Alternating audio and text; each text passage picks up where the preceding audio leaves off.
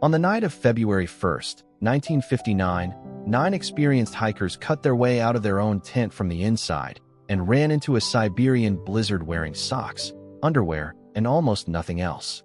The temperature outside was around -25 to -30 degrees Celsius. Nobody runs barefoot into that cold unless something inside the tent is more terrifying than death by freezing. So what was it? That question has haunted Russia for more than 60 years, and the answer is stranger than any rumor it spawned. Here is what investigators actually found in the snow. The group was led by Igor Dyatlov, a 23-year-old radio engineering student from the Ural Polytechnical Institute.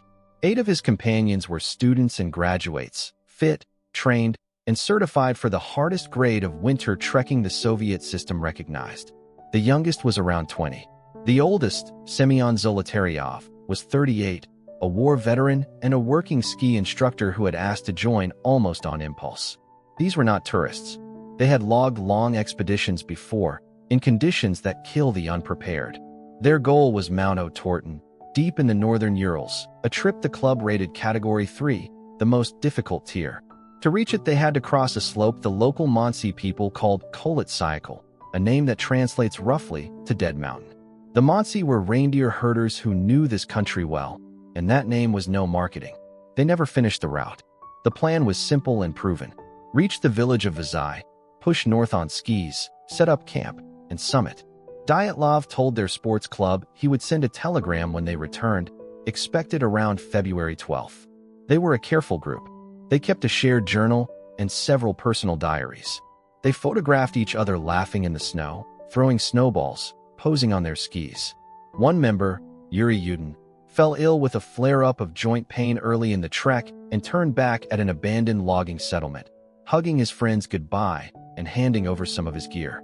That accident of bad health is the only reason he lived to old age. He would spend the rest of his life trying to understand what happened to the friends he left that day. The other 9 pressed on toward the pass, and the last photographs ever taken on their cameras show them digging into a snowy slope as evening fell on February 1st. When the expected date passed and no telegram came, families and the sports club grew anxious. Volunteers, students, soldiers, and local Monsey guides organized a search, and a party set out on February 20th. Aircraft and dog teams joined the effort. 6 days later, on February 26th, on the eastern shoulder of Kolotsyakal, they found the tent. It was half collapsed and buried under a layer of snow, but it was still standing on its supports, and that detail mattered. The tent had been slashed open from the inside. The hikers had cut their way out rather than use the entrance. Inside, almost everything was still there.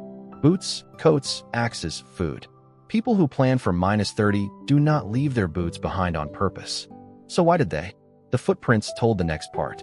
Tracks led downhill toward a tree line about 1.5 kilometers away, and the searchers counted sets of prints from 8 or 9 people, some in socks, some with a single boot, some barefoot. The prints were calm and evenly spaced. Nobody had been dragged. They walked, in the dark, in a storm, away from shelter and warmth, into the open.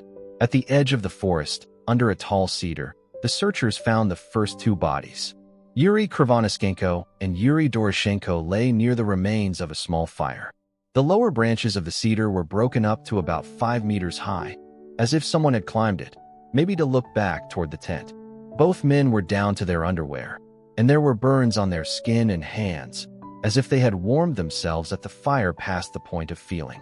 Between the cedar and the tent, 3 more bodies were found over the following days, spread out along the slope. Igor Dyatlov was one of them, found gripping a small birch branch. Near him lay Rustam Slobodin and Zenaida Kolmogorova.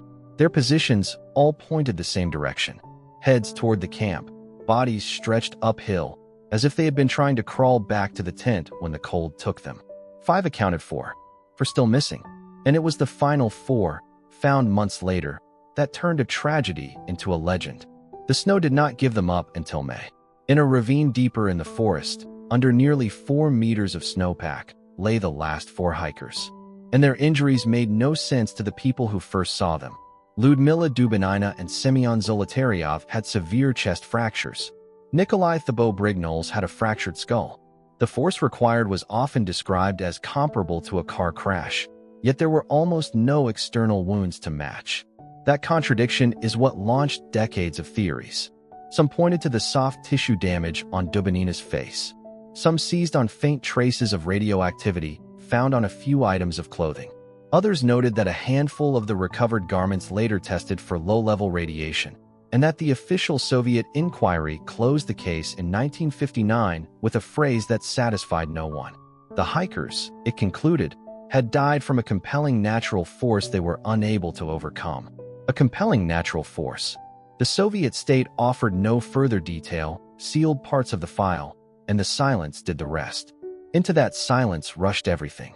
Secret weapons tests on a remote government range. Escaped prisoners from a nearby camp. An attack by the Monsi, a theory quickly and fairly ruled out. An avalanche the investigators had dismissed because the slope seemed too gentle to slide. Even claims of strange orange lights in the sky, reported by other hiking groups in the region around that same winter. Each theory answered one detail and ignored 5 others. For 60 years the case sat open, partly because the original investigators themselves had ruled an avalanche unlikely. The angle was too shallow. There was no obvious debris. The tent, though buried, was still partly upright. So researchers kept looking for something stranger. Then, in 2021, 2 scientists offered an answer grounded not in conspiracy, but in physics. Johann Gaum and Alexander Puzrin published a study in the journal Communications, Earth and Environment. They argued the killer was a slab avalanche, but an unusual kind.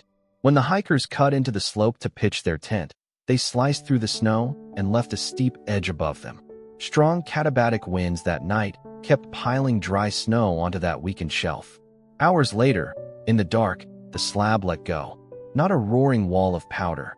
A slow, heavy block of compacted snow that slid down and pressed onto the sleeping hikers where they lay.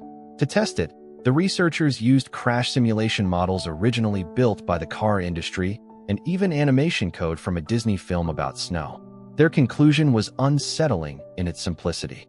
A rigid slab landing on a body braced against the hard floor of the tent, on top of skis and packed gear, could break ribs and skulls while leaving the skin almost untouched. It explained the impossible injuries. It explained why the survivors slashed the tent rather than dig out the buried entrance, freed their injured friends, and fled downhill to the treeline, intending to wait out the danger and return for the rest of their gear. It even explained the calm, evenly spaced footprints. These were not people running blind from a monster. They were disciplined hikers making a hard, rational retreat from a slope they no longer trusted.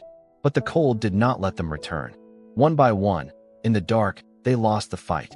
The 2021 study does not claim to close the case forever. The authors themselves call it a plausible explanation, not a verdict, and they admit the timing of the slab and the exact sequence remain uncertain. The faint radiation, the missing eyes and tongue on the bodies found in the ravine. Almost certainly the work of decomposition and running water rather than anything sinister, still feed online debate. But for the first time, the science fits the snow. 9 people did everything right and died anyway, undone by a slope that should have been safe. Maybe that is the part we cannot accept. If you want more true stories where the evidence is stranger than the legend, stay with us.